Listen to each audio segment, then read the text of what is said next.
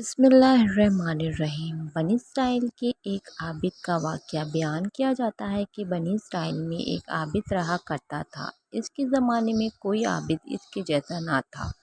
اس وقت میں 3 بھائی تھے اور ان کی ایک بہن تھی جو ابھی تک کنواری تھی۔ اس کے سوا اور کوئی ان کی بہن نہ تھی۔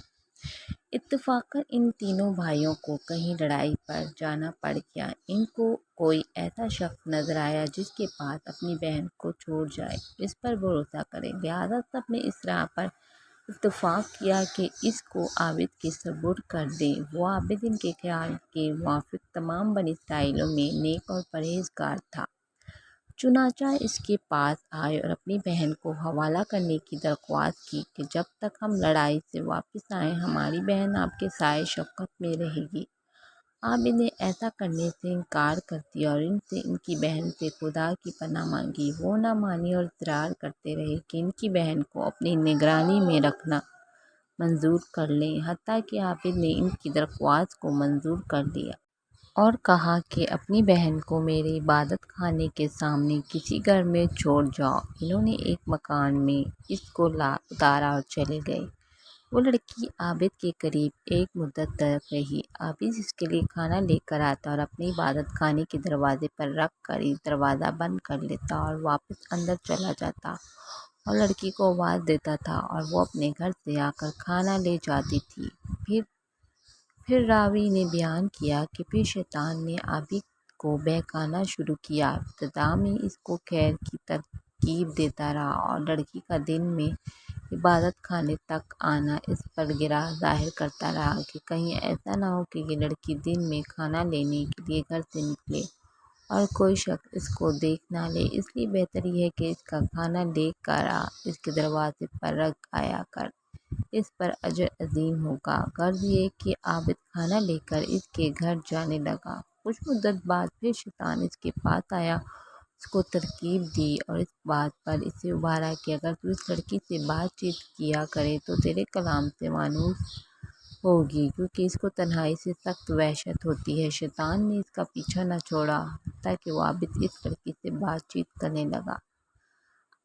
اپنے عبادت خانے سے اتر کر اس کے پاس آنے لگا۔ پھر شیطان اس کے پاس آیا اور اس سے کہا کہ تو اپنے عبادت خانے کے دروازے پر اور وہ اپنے گھر کے دروازے پر بیٹھے اور دونوں باہم باتیں کرو تاکہ اس کو خوشی محسوس ہو۔ آخرکار شیطان نے اس کو عبادت خانے کے دروازے پر لا بٹھایا۔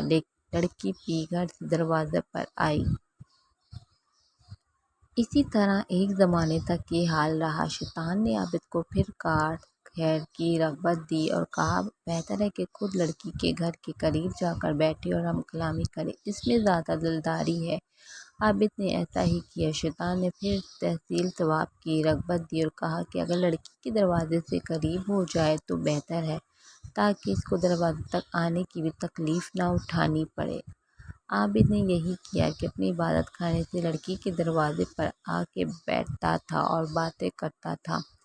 ایک عرصے تک یہی کیفیت رہی۔ شیطان نے پھر عابد کو ابھارا کہ اگر عین گھر کے اندر جا کر باتیں کیا کرے تو بہتر ہے تاکہ اس لڑکی کو باہر نہ آنا پڑے اور کوئی اس کا چہرہ نہ دیکھ پائے۔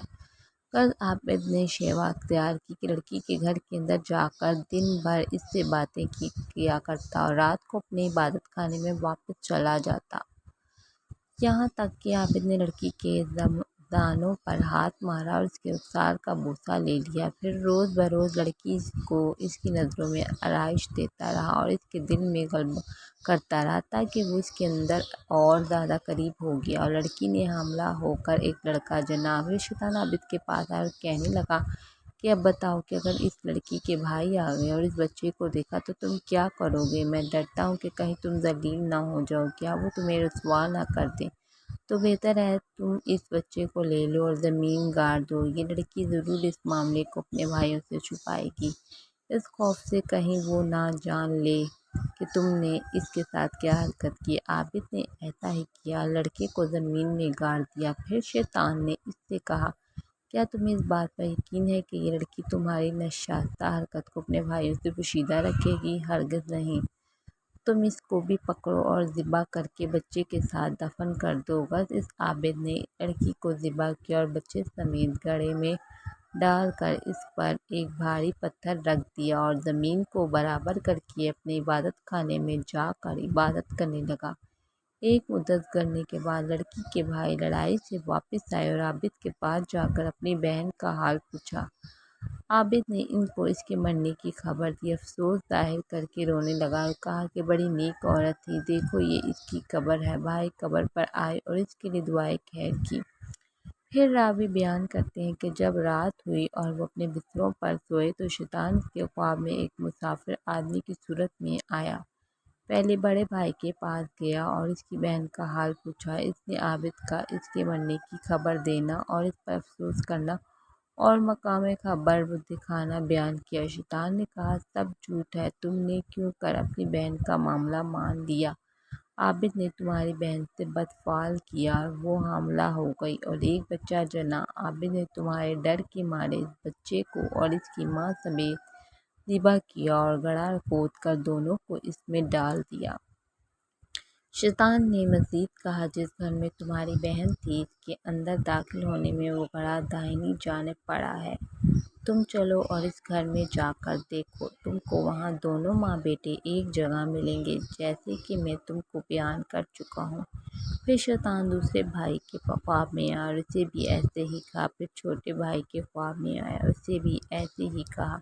جب صبح ہوئی تو سب لوگ بیدار ہوئے، تینوں اپنے اپنے خواب سے تعجب میں تھے۔ ہر ایک کے پاس میں ایک دوسرے سے بیان کرنے لگا کہ میں نے رات عجیب خواب دیکھا۔ سب نے باہم جو کچھ دیکھا تھا بیان کیا۔ بڑے بھائی نے کہا، یہ خواب فقط ایک خیال ہے اور کچھ نہیں، ذکر چھوڑو اور اپنا کام کرو۔ چھوٹا بھائی کہنے لگا کہ میں تو جب تک اس مقام کو دیکھ نہ لوں گا باز نہ آؤں گا۔ تینوں بھائی چلے جس گھر میں ان کی بہن رہتی تھی، آئے، دروازہ کھولا اور جو جگہ خواب میں بتائی گئی تھی اسے تلاش کیا۔ جیسے ان سے کہا گیا تھا کہ ان کی بہن اور اس کے بچے کو ایک گڑھے میں ذبح کیا ہوا پایا۔ انہوں نے عابد سے کیفیت دریافت کی۔ عابد نے اس قول کی، اس فعل کے بارے میں تصدیق کی۔ انہوں نے اپنے بادشاہ سے جا کر عابد کی شکایت کی۔ عابد کو پھر اس کے عبادت خانے سے نکالا گیا اور اس کو مارنے کے لیے لے جایا گیا۔ جب اس کو مارنے کے لیے لے جایا جا رہا تھا تو شیطان اس کے پاس آیا اور کہا، تم نے مجھے پہچانا، میں ہی تمہارا وہ ساتھی ہوں جس نے تم کو عورت کے فتنے میں ڈال دیا، یہاں تک کہ تم نے اس کو حاملہ کر دیا اور ذبح کر ڈالا۔ اب اگر تم میرا کہنا مانو اور تم مجھ کو سجدہ کرو تو تمہیں میں اس سے نجات دلا دوں گا۔ عابد نے سجدہ کیا، خدا تعالیٰ سے کفر کیا۔ پھر جب عابد شخص نے کفر کیا تو شیطان اس کو اس کے ساتھیوں کے قبضے میں چھوڑ کر چلا گیا۔ انہوں نے اس کو اس کے کفر کردار تک پہنچا دیا۔ حاصل، اس واقعے سے ہمیں یہ سبق ملتا ہے کہ اندازہ کیجیے کہ شیطان ہمارا کس قدر سنگین دشمن ہے اور اس کے وار کس قدر سنگین ہے۔ چنانچہ ہمیں چاہیے کہ اس واقعے سے سبق حاصل کریں اور شیطان کے ہتھ کنڈوں سے اپنے آپ کو بچائیں۔ اللہ تعالیٰ ہم سب کی حفاظت فرمائے، آمین۔